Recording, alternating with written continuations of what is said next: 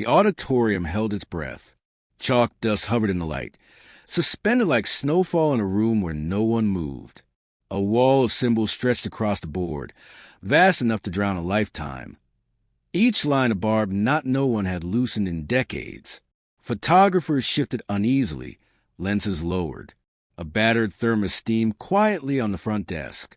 And then, stepping back on the board, came a man in a janitor's jacket. Callous hands chalk-stained, eyes steady with warmth that seemed out of place in this cold theater of proofs. He tapped the lectern twice, as if signaling to no one but himself. Silence deepened. From the crowd, a boy's voice rose, trembling yet sure. "That's my dad." The room cracked open in astonishment. Nights had always been his kingdom. The long corridors of Brackenridge Institute glowed dim and yellow, the air thick with the ghosts of ink and chalk. Cole Maddox pushed his mop in a slow figure-8, a ritual as steady as breathing. His boots squeaked once in a while, but mostly it was silence he understood. On one board a vulgar doodle sprawled over a cluster of numbers. He wiped the scrawl away, but his hand lingered. A line of notation hung crooked, misplaced like a word in the wrong sentence. Without thinking, he corrected it, chalk dust soft against his scarred fingers.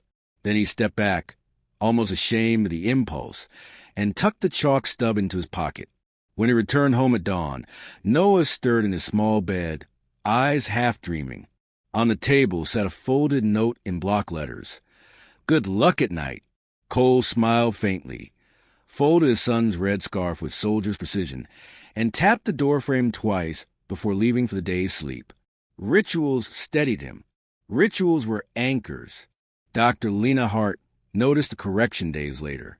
She had been staring at a conjecture until her eyes blurred, pulling her black ribbon tighter around her hair to hold back the headache. But there it was, not her work, not Voss's, not any students, a single clean turn of logic that shaved weeks of error away. She frowned, curious, unsettled. Maria, the night supervisor, left oranges in the break room for luck. "Vitamin C keeps the bad spirits off," she liked to say. Cole peeled one slowly one night, hands still chalk dusty from correcting lines he shouldn't touch. On the napkin, half absent, he sketched shapes, circles collapsing into loops, arrows that curved like rivers. Then he crumpled it before anyone could see. But someone did. Lena walked in one late shift and found him by the board. He froze, mop handle balanced, chalk line halfway drawn. She asked gently, "Can you walk me through that?" He said nothing. His silence was defense, apology, maybe both. He dropped the chalk, reached for his bucket, and left it with an unfinished symmetry that kept her awake until dawn. She brought Voss the next time. Cole had erased most of it by then, but ghosts of chalk lingered. Voss dismissed it as cute. Cole shrugged, ready to wipe the rest away.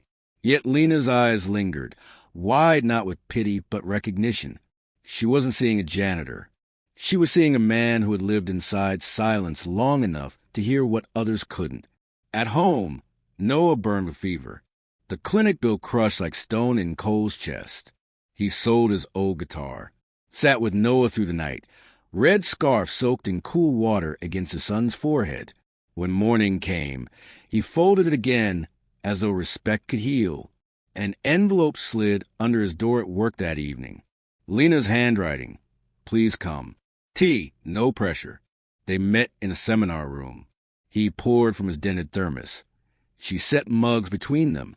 He spoke sparingly, sketching lines with carpenter's steadiness. She listened without interruption. An infinity loop rose from the chalk, the same figure-8 he traced nightly with his mop. She tied her ribbon tighter. Something unlocked. A storm raged one night, lights flickering. They lit lanterns, chalk lines glowing under weak fire. Cole's hand moved with calm earned not from books but from wars, from nights holding his child against nightmares, from mopping floors that no one noticed. Lena leaned closer, eyes shining. He was not improvising. He was remembering. But word leaked. Voss demanded a colloquium. Dean Whitaker saw headlines instead of humanity. Cole wanted to vanish, crawl back to silence. Lena asked softly, "What would Noah think if you hid?" That cut deeper than any command. On the morning of the demonstration, he stood outside the auditorium, red scarf folded in his pocket. He tapped the doorframe twice, breath steadying. He carried a roll of cheap brown paper, not for notes, but to mask the board like a carpenter taping trim. Inside, cameras buzzed. Cole ignored them. He covered portions of the board, revealing logic slowly, like lifting blankets from a sleeping child. Murmurs quieted. Chalk squeaked. Then came the loop, the infinity sign his mop ritual turned proof. The knot that had strangled generations relaxed. Space opening where before there had been only walls. Voss polished his glasses with shaking hands. Lena didn't move, didn't need to. She let the silence thunder. A student whispered, "Does this mean it's solved?" Cole smiled faintly. "It means we can begin." He left much blank, swathes of brown paper still covering the board. Knowledge, he believed, was not for possession but for invitation. The headlines came anyway. Janitor genius. 900 IQ. Miracle Man. Cole flinched at each. But Noah, healed and laughing, wrapped the red scarf around his own neck and clapped until his hands hurt. Maria peeled an orange, divided the slices, and pressed them into their palms. Ritual belonging. When the noise faded, Lena returned his chalk tin. She had added a shard of her own. Their fingers brushed, no speeches needed. Just a look that said, "I see you." Dean Whitaker offered fellowships wrapped as spectacle.